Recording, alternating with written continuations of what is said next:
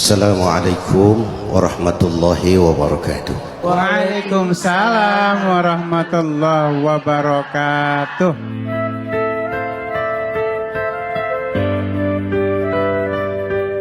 Saudara kaum muslimin rahimakumullah. Harta adalah amanat dan akan kita pertanggungjawabkan. Allah melebihkan rizki sebagian kita dari yang lain agar kita saling tolong menolong, bantu membantu. Nabi janjikan, siapa yang meringankan beban saudaranya muslim di dunia, Allah akan meringankan bebannya di akhirat nanti. Sebuah jaminan dari baginda Nabi. Si orang yang kita bantu barangkali tidak bisa membalas, Allah yang akan membalas lewat jalan lain yang tidak pernah kita sangka-sangka.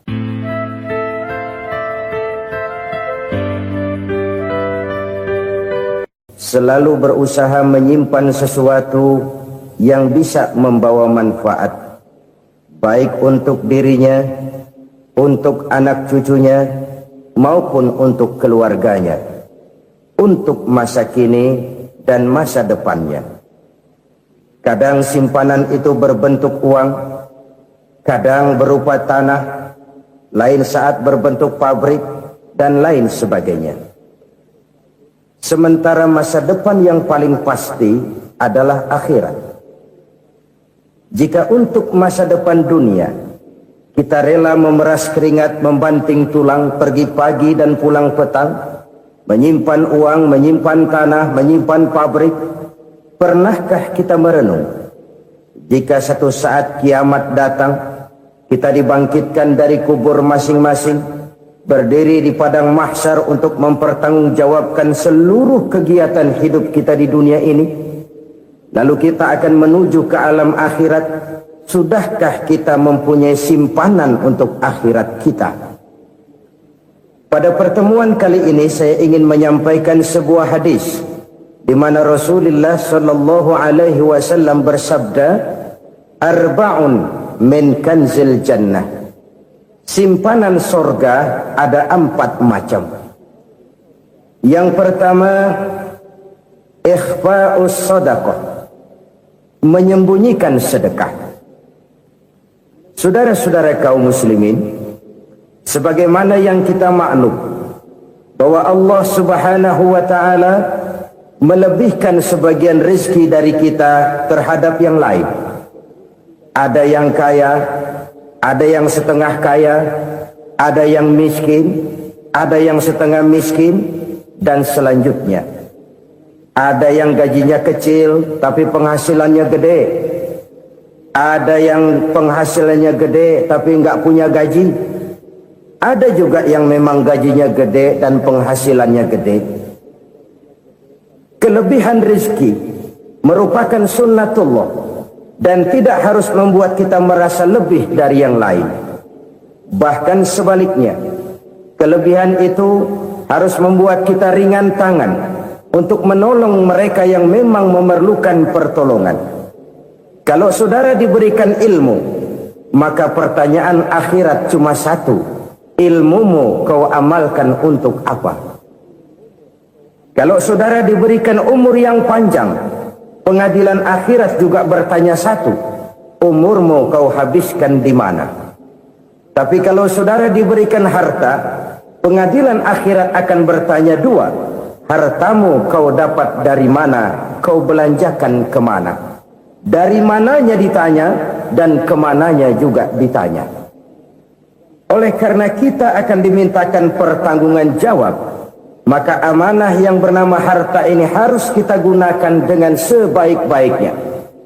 Ada penggunaan yang merupakan kewajiban, itu zakat namanya. Ada penggunaan yang sewaktu-waktu, itu infak namanya. Ada yang lebih sewaktu-waktu lagi, dan itu sedekah namanya. Zakat dia terikat oleh haul dan nisab, oleh putaran batas waktu dan ukuran dari harta itu sendiri. Sedangkan infak terikat oleh situasi dan kondisi perekonomian seseorang. Sedangkan sedekah tidak terikat dengan apapun.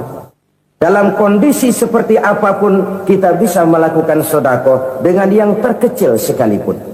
Sampai-sampai Rasulullah sallallahu alaihi wasallam mengajarkan, la tahqiranna minal ma'rufi syai'an walau an talqa akhaka biwajhin talik.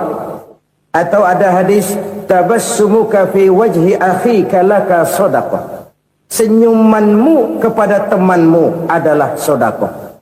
Jadi untuk melakukan sedekah tidak harus dalam berbentuk uang. Dengan ilmu kita bisa sedekah, dengan tenaga kita bisa bersedekah, dengan pikiran kita bisa bersedekah, bahkan senyum kepada teman itu pun sedekah. Jadi kalau sedekah dengan uang memang belum punya uang, nyengir aja banyakin. Itu asal pada tempatnya, jangan lalu ketemu tiang listrik cengengesan. Tentu tidak pada tempatnya dan tidak wajar. Nah, sedekah yang paling dicintai Allah adalah sedekah yang disembunyikan. Artinya jauh dari sifat riya. Kan kadang-kadang ada orang sedekah itu disebutkan namanya. Apa tidak bagus? Kalau memang niatnya ikhlas, ya bagus-bagus saja. Untuk memberikan sugesti kepada yang lain. Si Fulan bin Fulan nyumbang sekian, diumumkan. Boleh kalau niatnya untuk memberikan rangsangan kepada yang lain supaya dia menyumbang lebih besar dari orang tadi. Tapi kalau itu mendatangkan riya, maka sedekah yang paling dicintai Allah adalah sedekah yang disembunyikan. Tangan kiri saja tidak tahu apa yang diberikan oleh tangan kanan. Sedekah yang dilakukan dengan ikhlas akan merupakan perbendaharaan surga, tersembunyi dari pandangan orang lain, tidak seorang pun tahu. Karena memang sikap yang baik adalah melupakan kebaikan dan mengingat kesalahan. Itu salah satu ciri orang bahagia. Orang yang selalu mengingat kesalahannya dan berusaha melupakan segala kebaikannya. Kalau dia akan ada kebaikan, dia tidak bisa ikut, dia merasa rugi karena dia merasa belum pernah berbuat baik.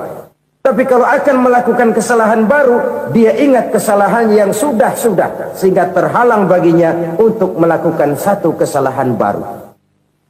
Demikianlah saudara-saudara, bahwa Allah melebihkan rizki sebagian kita dari yang lain, agar terjadi tolong-menolong dalam kehidupan ini.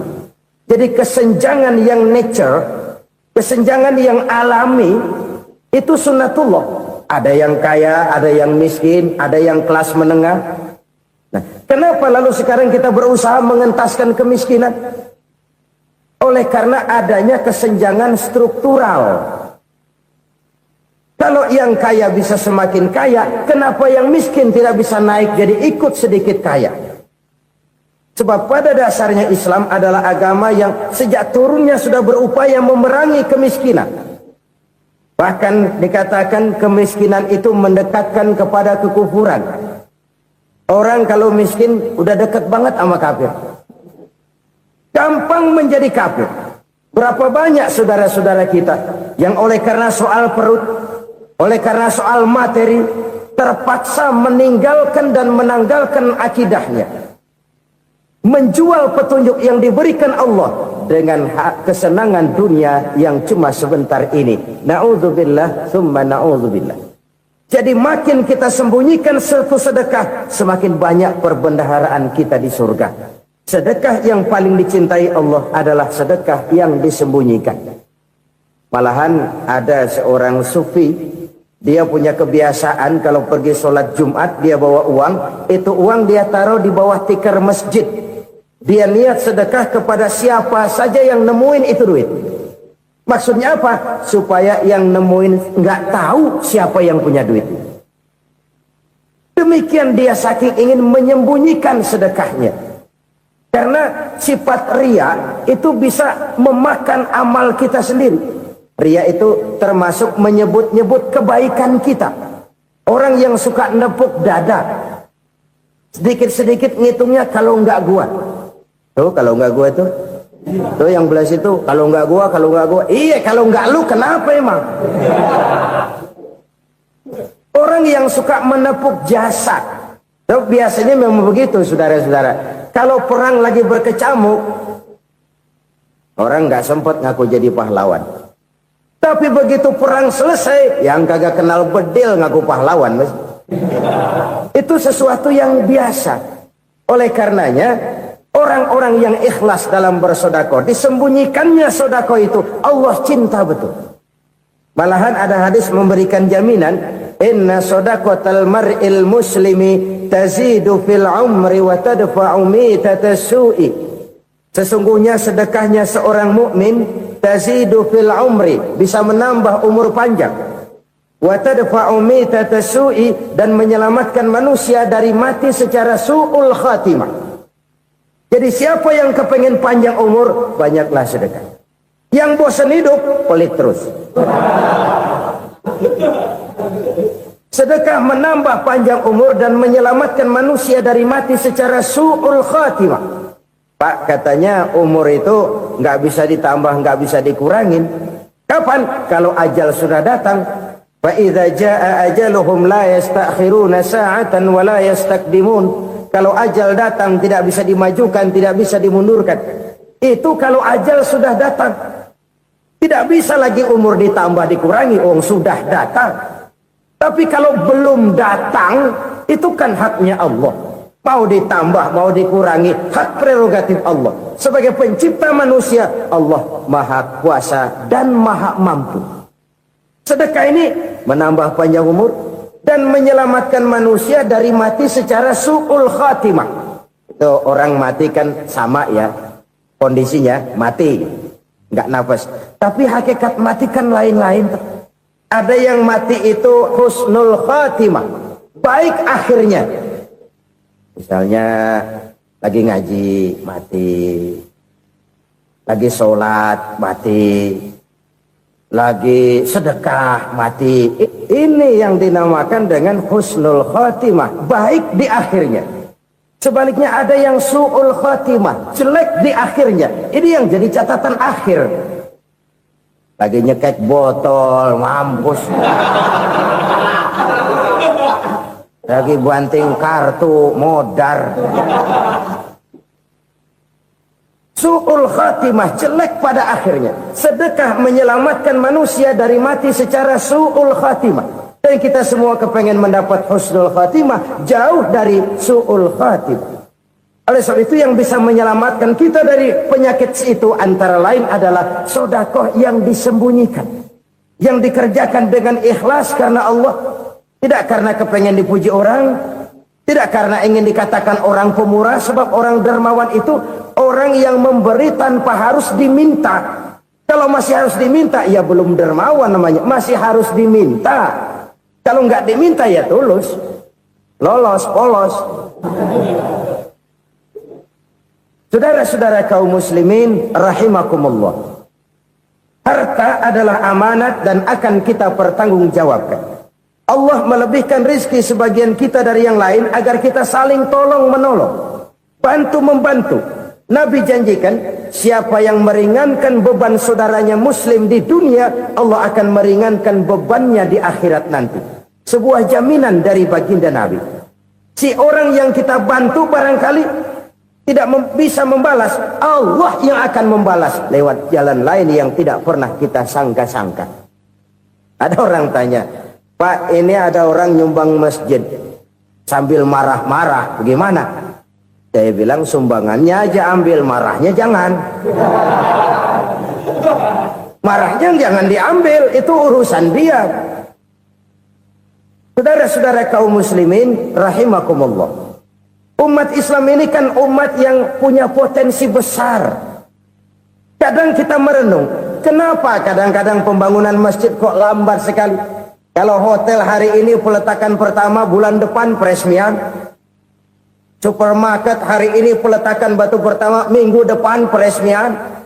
Tapi kalau sudah yang namanya masjid, kadang-kadang peletakan batu pertama sekaligus jadi batu terakhir.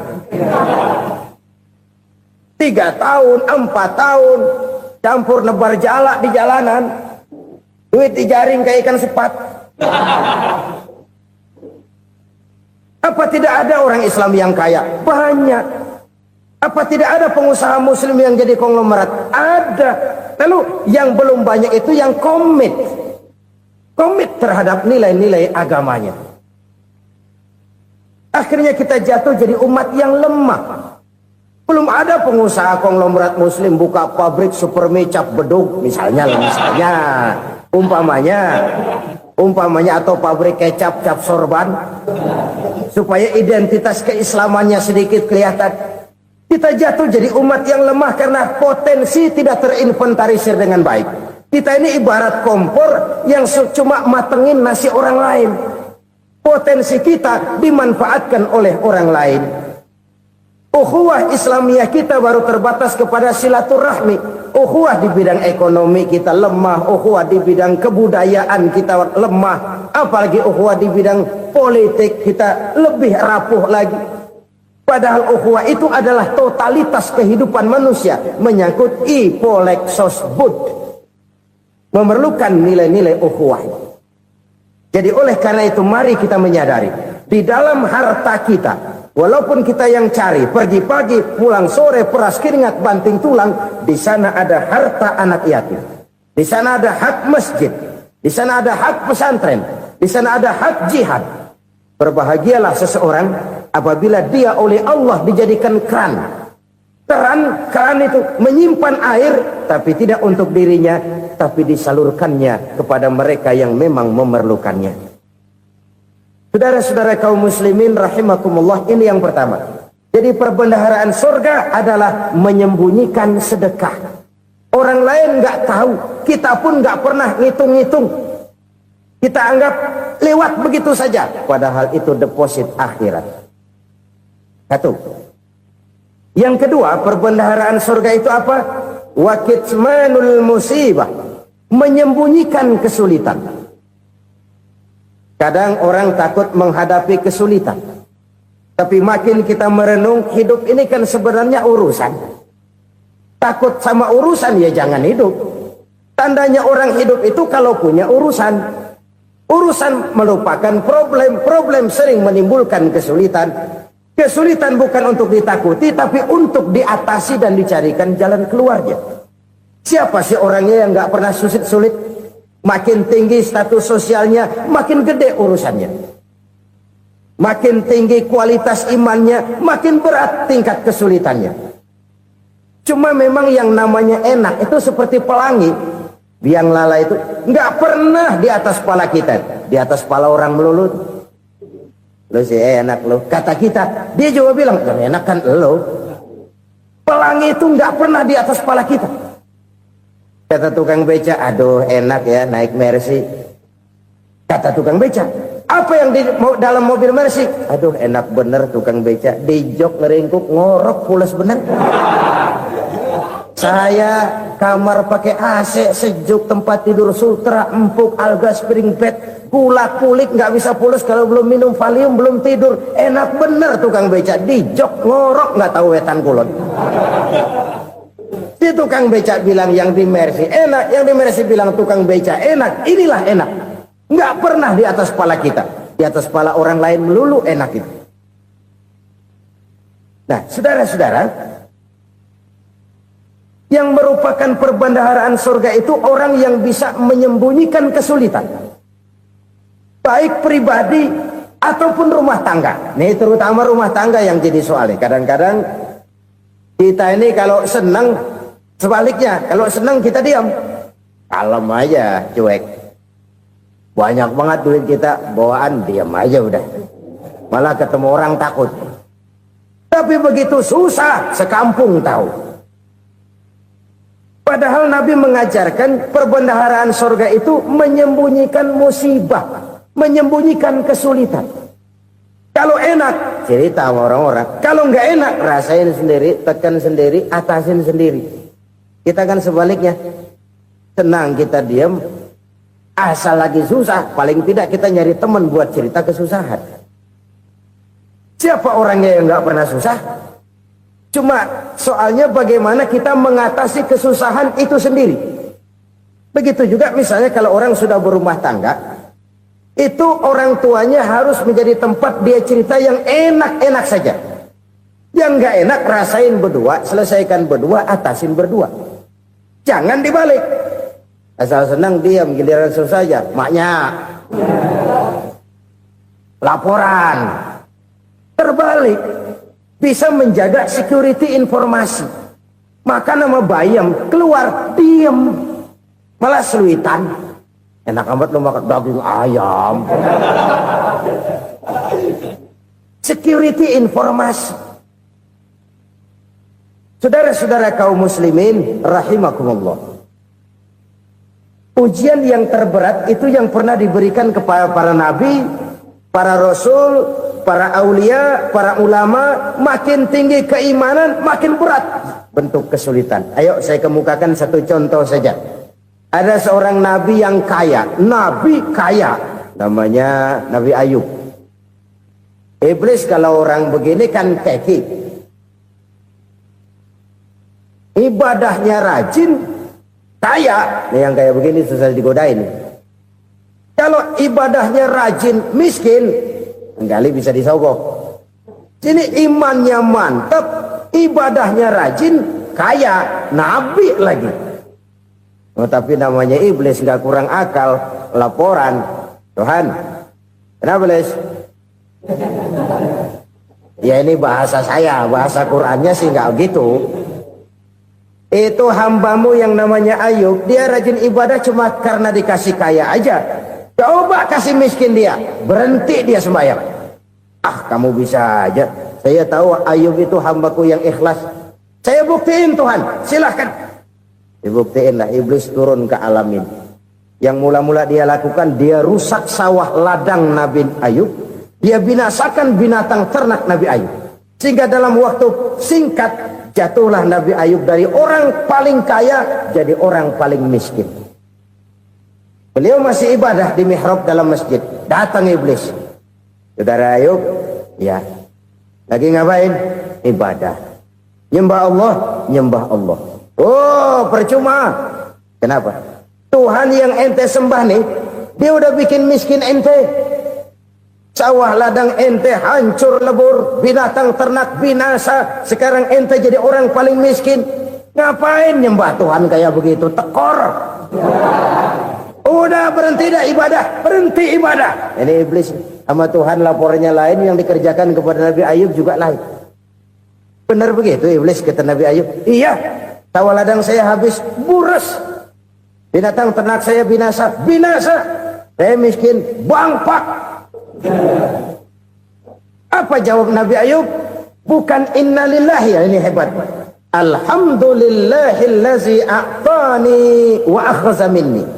Segala puji bagi Allah yang telah memberikan harta kepada saya dan sekarang mengambilnya lagi. Alhamdulillah. Allah yang ngasih, Allah yang ambil. Itu mah urusan Allah. Iblis cuman ibadah jalan terus, sujud lagi Nabi Ayub. Iblis seleher gondok banget. Dasar Nabi nggak mempan dia apa-apain. Miskin malah alhamdulillah. Allah yang ngasih, Allah yang ambil. Jadi kalau kita tidak komit, kita tidak terikat kepada kaya, miskin, senang, susah, apa yang bisa bikin kita susah? Jadikan kekayaan, kemiskinan, jadikan senang susah sebagai anak buah yang bisa kita atur. Jangan kekayaan ngatur kita, jangan kemiskinan ngatur kita. Kita yang harus mengatur mereka. Senang susah, kaya, miskin, bahagia, sengsara, jadikan itu anak buah yang bisa kita atur. Kalau sekarang kita kaya, lain saat boleh jadi kita miskin, semiskin-miskinnya. Allah yang ngasih, Allah yang ambil. Tenaga mana yang bisa menghalangi? Ibadah jalan terus. Iblis makin gondok. Dasar Nabi loh. Akhirnya apa? Nabi Ayub dikerjain, diberikan penyakit. Demikian fatal penyakitnya. Bayangin, udah miskin sakit. Masya Allah. Miskin sakit. Sakitnya nggak lama, kira-kira 16 tahun. Istrinya 3, 2 mental minta ceraiin. Ngerawatin laki bengek begini. Senang belum tentu, susah udah pasti nih. Cerai aja, cerai dah. Cerai. Tinggal satu Siti Rahmah yang setia menemani beliau. Sesetia-setianya hati perempuan. Satu saat Siti Rahmah bilang, Bang, Ya. Abang kan nabi, Bang. Lalu namanya nabi kan doanya jarang meleset, Bang. Maksud kamu minta kenapa sih sama Tuhan biar abang sembuh baik dah, Bang? Itu Rahmah. Iya. Saya sakit berapa tahun sih dah? 16 tahun, Bang. Sebelum ini saya sehat berapa tahun? Ya kira-kira 60 tahun, Bang. Nah, coba ente banding-bandingin, Rahmah. Saya dikasih sehat 60 tahun, dikasih sakit 16 tahun. Sudah nggak sabar mau doa kepada Allah minta sembuh. Saya malu kepada Allah. Diuji dengan yang luar biasa seperti ini, tidak mengganggu stabilitas kehambaannya. Dia tetap menghamba kepada Allah Subhanahu wa ta'ala. Saudara-saudara kaum muslimin rahimakumullah. Kunci menghadapi kesulitan itu apa? Allah jelaskan dalam satu ayat, wa basyiris sabirin alladzina iza asabathum musibah qalu inna lillahi wa inna ilaihi raji'un. Gembirakan orang-orang yang sabar. Siapa mereka itu? Yang apabila mendapat musibah mereka kembali kepada keyakinan dasar, segalanya dari Allah dan segalanya akan kembali kepada Allah. Ini konsepsi dasar dari sikap muslim dalam menghadapi berbagai kesulitan. Segalanya dari Allah, segalanya akan kembali kepada Allah. Kalau ini sudah kondisi dasarnya, maka kita akan lapang menghadapi kenyataan bagaimanapun pahitnya. Apakah itu namanya miskin, apakah itu namanya sakit, bahkan maut sekalipun. Segalanya dari Allah, segalanya akan kembali kepada Allah. Ini sikap hidup, bukan sekedar ucapan. Kita kadang-kadang menjadikannya sebagai ucapan. Mulutnya sih nggak berhenti, innalillahi wa inna ilaihi raji'un, tapi nangisnya terus gerung-gerungan. Bukan itu, ini kesadaran moral. Kalau segalanya dari Allah, segalanya kembali kepada Allah, kan sebenarnya cuma nunggu giliran. Hari ini saya nyembayangin dia, entah hari apa saya disembayangin orang. Hari ini saya antar dia ke kubur, entah hari apa orang nganterin saya ke kubur. Hari ini saya tahlilkan dia, entah nanti kapan orang tahlilkan saya. Segalanya dari Allah, segalanya akan kembali juga kepada Allah. Oleh sebab itu saudara-saudara, kesulitan bukan untuk ditakuti. Kesulitan justru untuk diatasi, dicarikan jalan keluarnya. Dan tidak ada orang yang tidak pernah mendapat kesulitan. Tidak ada. Semakin tinggi status sosial, semakin tinggi kualitas keimanan, semakin besar juga tingkat kesulitan. Hanya saja bagaimana cara kita mengatasinya. Dan Al-Quran menyatakan, inna ma'al usri yusra. Di balik kesulitan itu pasti ada kemudahan. Roda itu berputar. Karena itu Rasulullah sallallahu alaihi wasallam mengingatkan kepada kita, ta'arraf ila Allahi fir raha ya'rifka fis syiddah. Ingatlah kepada Allah di waktu kamu senang, supaya Allah ingat kepada kamu di waktu kamu susah. Kalau waktu senang kita ingat kepada Allah, kita susah, Allah tidak akan meninggalkan kita. Tapi kalau waktu senang kita jauh dari Allah, sujud tidak sempat, dengan masjid jauh, ketika senang kita lupakan Allah. Nanti begitu kita susah, Allah lupakan kita. Dan itu menyakitkan. Oleh karena itu orang-orang tua kita dulu bilang, kalau lagi sehat ingat-ingat lu bakal sakit nanti. Kalau lagi kaya ingat-ingat satu saat kita bakal jatuh miskin. Bahkan kalau lagi muda ingat-ingat kita bakal tua. Dan yang terpenting kalau lagi hidup ingat-ingat kita bakal mati. Saudara-saudara kaum muslimin rahimakumullah. Jadi yang kedua yang merupakan perbendaharaan surga, menyembunyikan musibah. Saudara-saudara kaum muslimin rahimakumullah. Hal ketiga yang merupakan perbendaharaan surga adalah wasilatur rahmi. Orang yang suka bersilaturahmi. Sebagaimana yang kita maklum bahwa manusia adalah makhluk yang disebut zon politika. Makhluk sosial yang tidak mungkin hidup sendiri-sendiri. Betapa dan siapapun kita memerlukan orang lain. Bodoh betul manusia kalau tinggal di tengah masyarakat tapi tidak mau bermasyarakat. Merasa hebat sendiri, pintar sendiri, gagah sendiri, kaya sendiri. Mungkin kalau mati juga ngubur sendiri. Jangankan kita di sini, Di sorga saja Nabi Adam waktu sendirian bengong melulu, mondar mandir. Allah tegur dalam sepi dam. Ya ini kalau bahasa saya. Iya Tuhan, sepi ini nggak ada coret-coretan pisan ini. Diciptakan Siti Hawa baru anteng Nabi Adam. Itu di sorga. Cobalah. Umpamanya saudara tinggal di Jakarta nih. Kayak bener. Apaan aja di Jakarta punya saudara dah. Jembatan Semanggi ambil. Monas, Buntel bawa pulang. Hotel-hotel ambil semua. Cuman tinggal di Jakarta sendirian. Apa enaknya? Betapa dan siapapun kita perlu orang lain. Tidak ada seorang pun yang bisa memenuhi kebutuhan hidupnya secara sendiri-sendiri. Nah, Islam telah menyelamatkan manusia dari ras diskriminasi. Mengikat manusia dengan persaudaraan yang berlandaskan kepada akidah. Karena itu dianjurkan bersilaturahmi. Bahkan Nabi menyatakan, Man arada ayyubsata lahu fi rizkihi wa yunsa'a fi atharihi falyasil rahimah. Siapa yang kepengen diluaskan rezekinya dan dipanjangkan usianya, banyaklah ia bersilaturahmi. Siapa yang kepengen dimudahkan rezekinya, hendaknya ia banyak bersilaturahmi. Kalau banyak teman, kesulitan kan paling tidak ada tempat cerita. Udah susah, sendirian kita pikirin diri, nggak ada tempat tukar pikiran. Cepet banget sama bengek.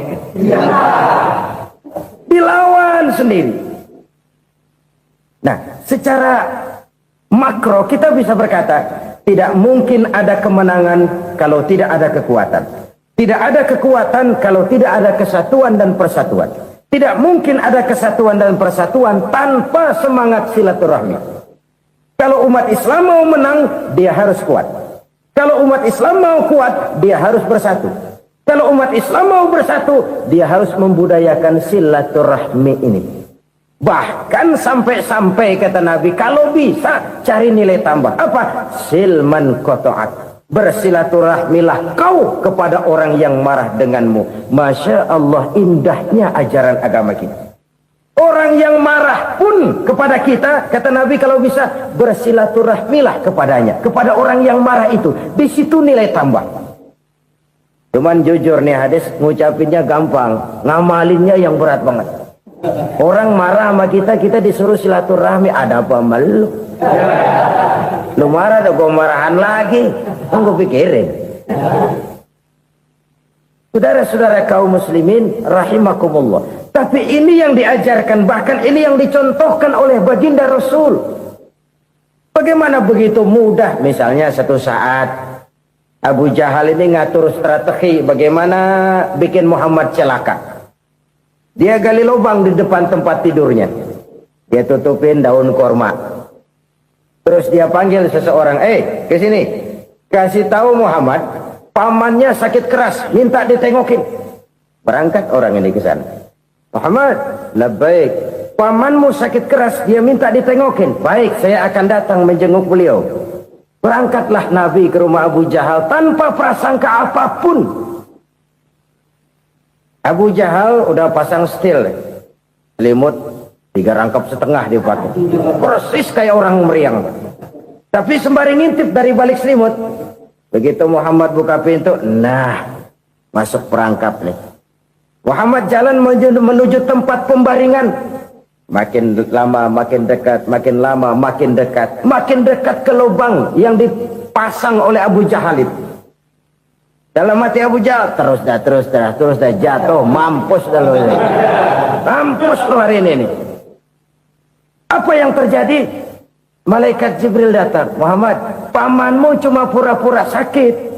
Di depan tempat tidurnya ada lubang perangkap supaya kamu jatuh ke situ. Sudah, kamu pulang. Balik kanan Nabi. Sudah hampir jatuh ke lubang, balik kanan, pulang. Bayangin kecewanya Abu Jahal. Muhammad dikit lagi, Muhammad dikit lagi. Enggak paman, saya pulang aja. Emosi bangun dari tempat tidur, enggak sadar kalau lagi pura-pura sakit. Lompat ngejar Nabi, dia lupa dengan lubang yang dia gali. Usrak, nyemplung sendiri ke dalam lubang.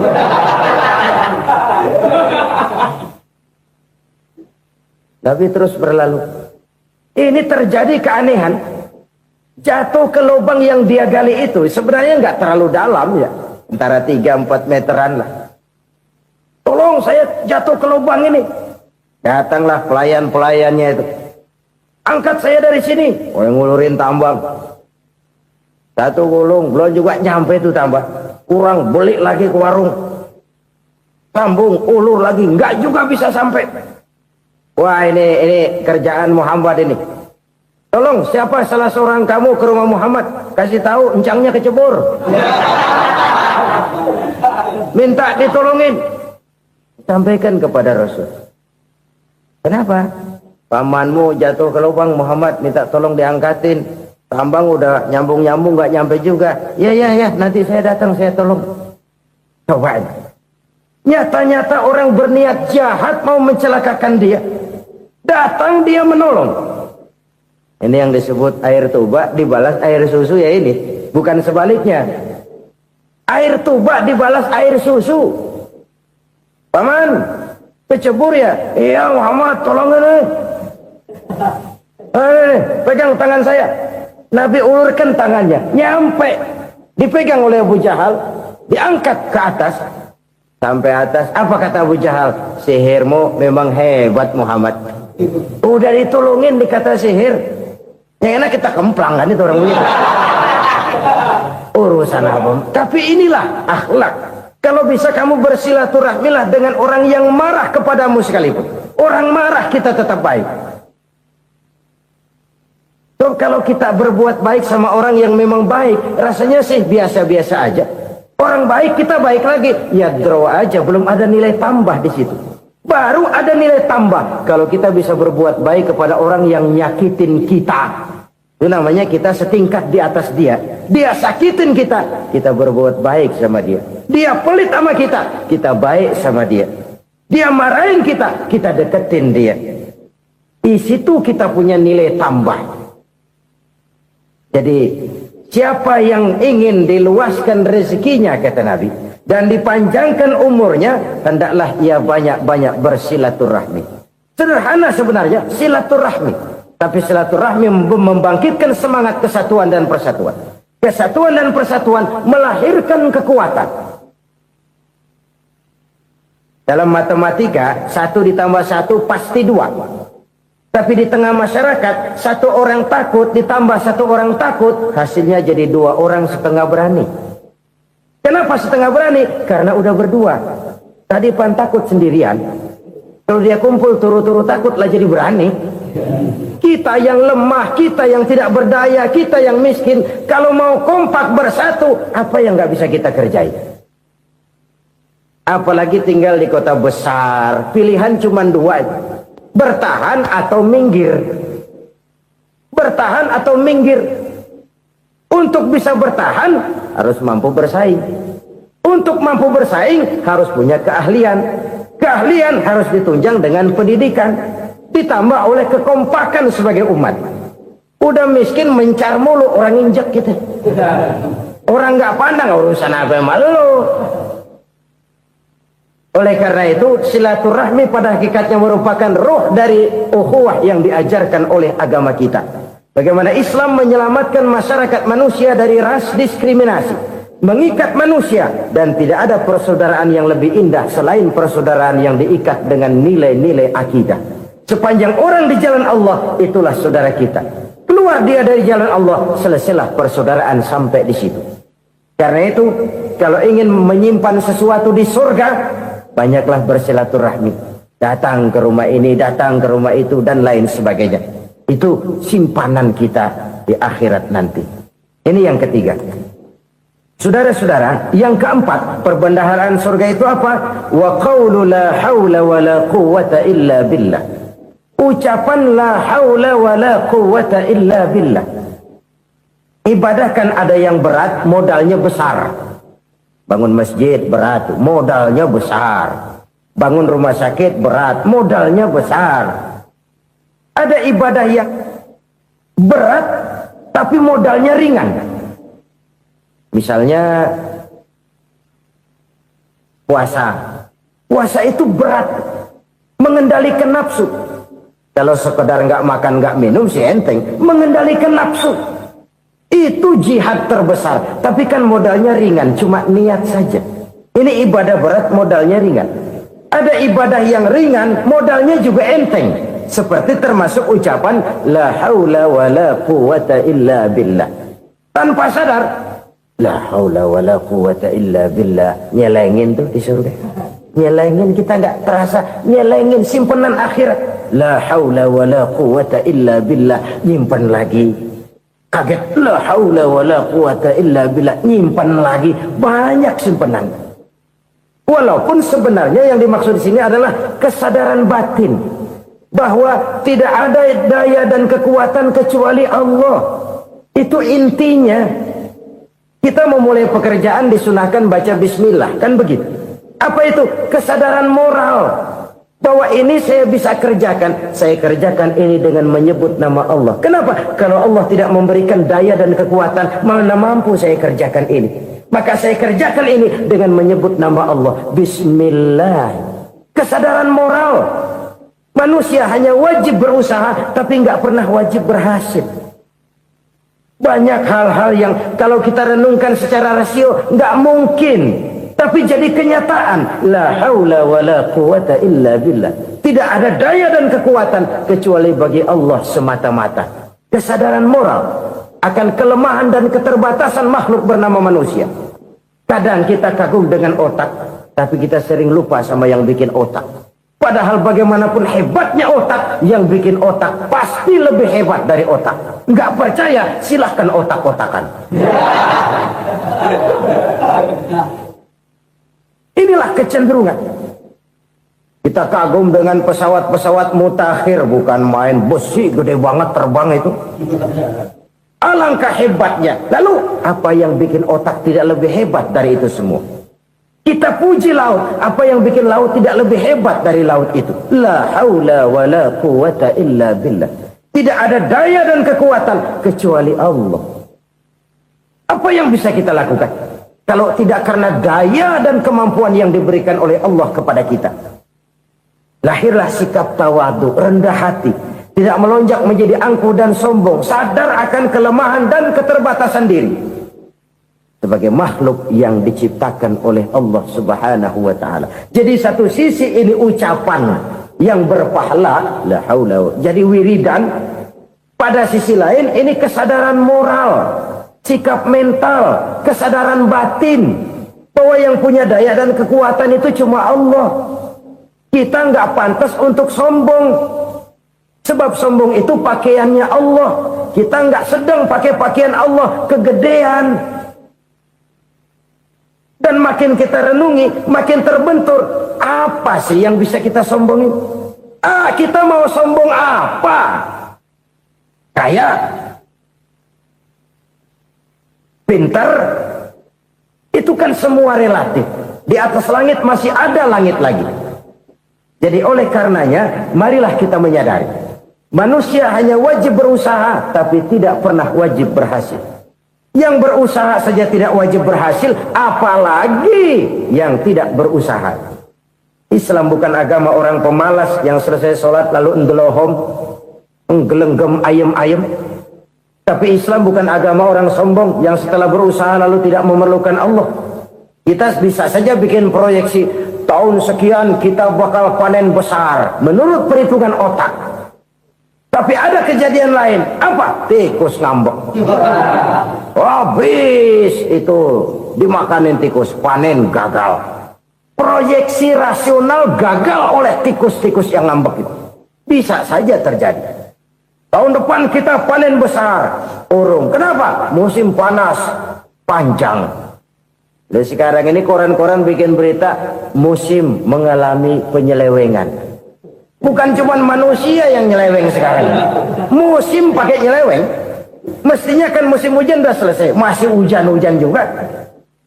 Musim. Nah sekarang kita boleh bikin proyeksi. Kita bakal panen besar. Tahu-tahu musim panas panjang. Sawah retak, air kering, cari teknokrat yang paling botak, suruh pendekin tuh musim panas. La haula wa la quwata illa billah. Inilah kesadaran moral. Saudara, saya teringat satu saat ada seorang konglomerat. Umurnya ya kira-kira 70-an. Satu saat dia ditanya oleh wartawan, "Pak, umur Bapak berapa sih?" "Ya paling 10 tahun." 10 tahun? 10 tahun? Anak Bapak berapa orang? Satu. Satu saja? Satu. Harta Bapak berapa? Ya paling-paling bangsa 7 juta kali. 7 juta? Iya. Pak, kenapa Bapak bohongi saya? Bapak punya buku biografi. Koran-koran, majalah-majalah banyak memuat cerita riwayat hidup Bapak. Saya tahu umur Bapak 70. Kenapa bilang cuma 7 tahun? Saya tahu anak Bapak 8. Kenapa cuma bilang 1? Saya tahu harta Bapak miliaran, mungkin triliunan. Pabrik di mana-mana, bank di mana-mana. Kenapa bilang uang Bapak cuma 7 juta? Nah, kata si konglomerat tadi, kamu benar nak, kamu benar. Umur saya kalau jumlahnya memang 70 nak. Cuman ingat-ingat saya, baru 7 tahun terakhir ini saya sujud. Baru 7 tahun terakhir ini saya berusaha dekat dengan Allah. Saya laksanakan perintahnya, saya jauhi larangannya. 7 tahun inilah rasanya yang ada nilainya di hadapan Allah. Yang 63 tahun matong, kelabu, kelem umur gue. Habis untuk maksiat, untuk munkarat. Maka ketika ditanya tadi, umur saya 7 tahun itu. Oh begitu Pak. Oh iya. Lalu anak Pak. Anak Bapak kan 8. Kenapa bilang cuma 1? Nah, kalau jumlah hitungannya memang anak saya 8. Tapi dari 8 orang ini rasanya cuma 1 nih yang bakal jadi buah hati, belahan jantung, pelanjut cerita, penerus sejarah, bakal jadi anak soleh yang akan mendoakan saya. Cuma 1 rasanya anak saya ini yang bakal jadi buah hati saya, besar-besaran saya, yang akan mendoakan di kubur saya, yang akan mendoakan di akhirat saya. Yang 7 orang mana? Masya Allah, yang satu tenggeng, yang satu nyekek botol ngolo, yang itu nggak karu-karuan. Makanya saya bilang 1 anak saya yang akan bisa mendoakan saya. Oh begitu Pak. Iya. Nah harta Pak, harta Bapak kan triliunan. Pabrik Bapak di mana-mana. Uang Bapak hampir di tiap bank-bank besar. Kenapa bilang cuma 7 juta? Betul kau nak. Harta saya kalau jumlahnya memang miliaran, triliunan mungkin. Tapi yang saya ingat baru 7 juta tuh yang saya belanjakan di jalan Allah. Saya nyumbang masjid, saya santuni yatim piatu, saya bantu pembangunan pesantren, saya bantu pembangunan rumah sakit Islam. Itu yang akan saya bawa pulang ke akhirat, yang 7 juta itu. Yang triliunan itu nanti akan diperebutkan oleh anak-anak saya sebagai waris saya. Jadi harta saya 7 juta itu yang bakal nemenin saya di akhirat, yang akan saya bawa pulang jadi teman saya.